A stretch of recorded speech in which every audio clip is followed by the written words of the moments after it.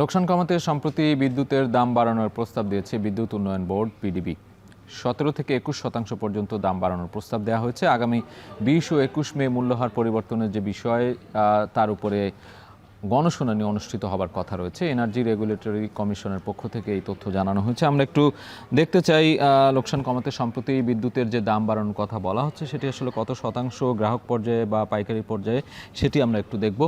বিদ্যুতের দাম বৃদ্ধির যে উদ্যোগ, উৎপাদন ব্যয় ও বিক্রিতে বিশাল ফারাক এবং পাইকারি পর্যায়ে ইউনিট প্রতি 1 টাকা 20 পয়সা থেকে 1 টাকা 50 পয়সা দাম বাড়ানোর প্রস্তাব দেওয়া হয়েছে। গ্রাহক পর্যায়ে 1 টাকা 29 পয়সা থেকে 1 টাকা 61 পয়সা বৃদ্ধির প্রস্তাব দেওয়া হয়েছে এবং প্রতি ইউনিটে বিদ্যুতের লোকসান বলা হচ্ছে 5 টাকা 99 পয়সা এবং 16,000 কোটি টাকা এখনও পর্যন্ত ঘাটতি আছে। এই ঘাটতি কমাতে চায় বিদ্যুৎ বিভাগ, আর এর কারণে আসলে দাম বাড়ানোর এই প্রস্তাবগুলো দেয়া হচ্ছে। এবং 2024 সালের ফেব্রুয়ারিতে দাম বাড়ানো হয়েছিল সবশেষ নির্বাহী আদেশে 2024 সালের ফেব্রুয়ারিতে দাম বাড়ানো হয়েছিল এবং এখন দাম বাড়ানোর যে প্রক্রিয়া সেই প্রক্রিয়া কিন্তু সরকার আবারও সেই প্রক্রিয়ায় হাঁটছে এবং সেটির জন্যই 20 এবং 21 মে একটি গণশুনানি হবার কথা রয়েছে। সেই গণশুনানির পরেই আসলে বোঝা যাবে বিদ্যুতের দাম কত পরিমাণ বাড়ছে।